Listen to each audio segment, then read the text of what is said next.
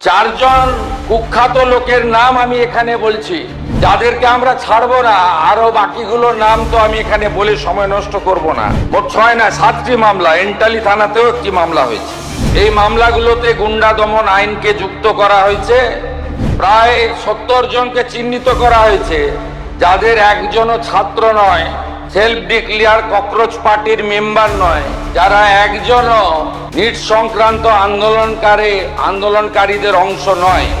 ডিম ছোড়াটা যদি বাংলার সংস্কৃতি না হয়ে থাকে, সাংবাদিকদের উপরে বোতল আর জুতো ছোড়াটাও বাংলার সংস্কৃতি হতে পারে না।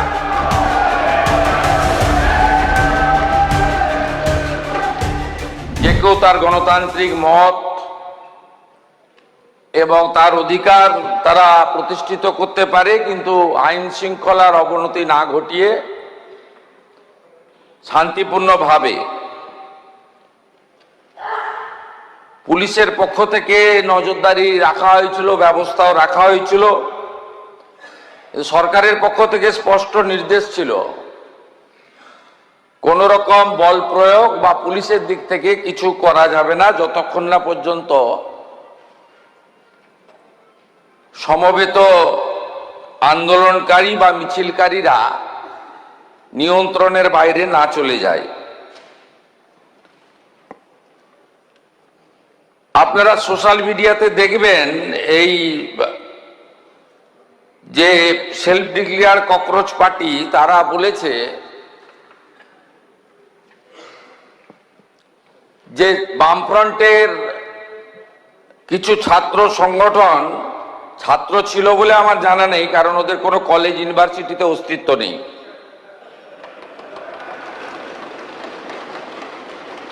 তারা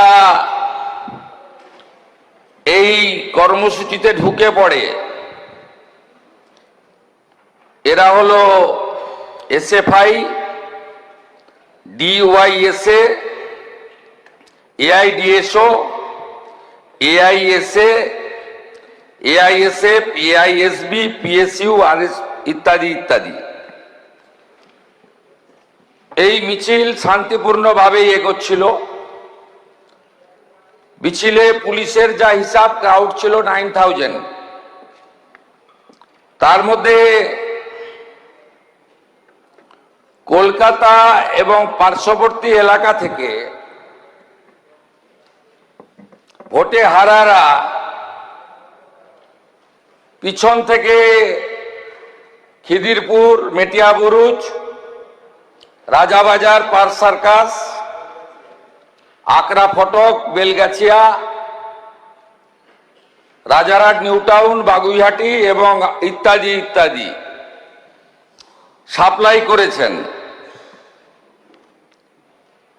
পুলিশ পুরোটাই সংযত ছিল, টিভি মিডিয়া সবাই দেখেছে।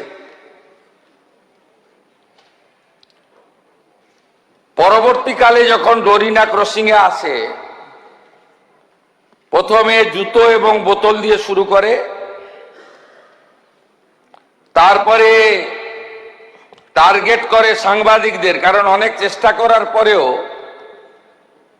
পুলিশ ওদের পাতা ফাঁদে পা দেয়নি। আমাদের নির্দেশও তাই ছিল। ওরা চেয়েছিল পুলিশ লাঠি চালাক, গ্যাস ফাটাক, বল প্রয়োগ করুক, এবং তারপরে নাটকটা একটু জোরদার চলুক। সে সুযোগ পুলিশ দেয়নি। আমি কলকাতা পুলিশকে এবং যারা ডিউটি দিচ্ছিলেন তাদেরকে ধন্যবাদ জানাই।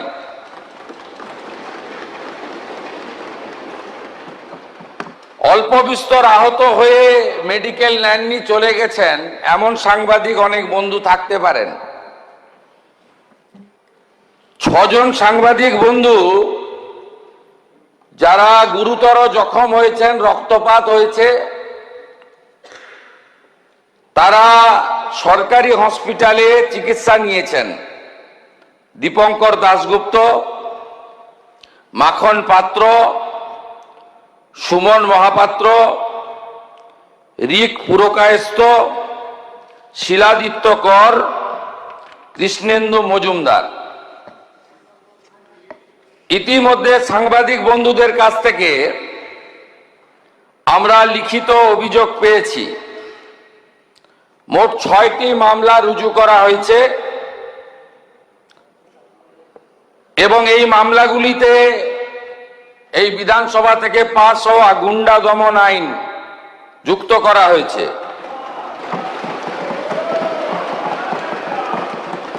1 নম্বর রেফারেন্স কেস হেয়ার স্ট্রিট থানা, মামলা নম্বর 151, অভিযোগকারী Rahi Haldar. Reference 2 Hare Street থানা, মামলা নম্বর 152। এইভাবে মোট সুনির্দিষ্টভাবে 6টি মামলা দেওয়া হয়েছে। মোট 6 না 7টি মামলা, এন্টালি থানাতেও একটি মামলা হয়েছে। এই মামলাগুলোতে গুন্ডা দমন আইনকে যুক্ত করা হয়েছে এবং প্রায় 70 জনকে চিহ্নিত করা হয়েছে, যাদের একজনও ছাত্র নয়, যারা একজনও সেলফ ডিক্লেয়ার ককরোচ পার্টির মেম্বার নয়, যারা একজনও নিট সংক্রান্ত আন্দোলনকারীদের অংশ নয়। 4 জন কুখ্যাত লোকের নাম আমি এখানে বলছি, যাদেরকে আমরা ছাড়বো না। আরো বাকিগুলোর নাম তো আমি এখানে বলে সময় নষ্ট করব না। Afroz of Rajabagan, Nahid of Khidirpur, Tanvir and Nizam of Ekbalpur, Rahul Jamal of Watgunge. এই 5টা গুন্ডার নাম আমি এখানে ঘোষণা করলাম। গুন্ডা দমন আইনে এমন ব্যবস্থা নেব যাতে একদিন নয়, এই গুন্ডাদের 3 পুরুষ মনে রাখে। এই জন্যই গুন্ডা দমন আইন এনেছিলাম, এই জন্যই গুন্ডা দমন আইন রাজ্যপাল মহোদয় পাস করেছে। এর প্রয়োজনীয়তাটা কতটা ছিল বাংলার মানুষ দেখেছে।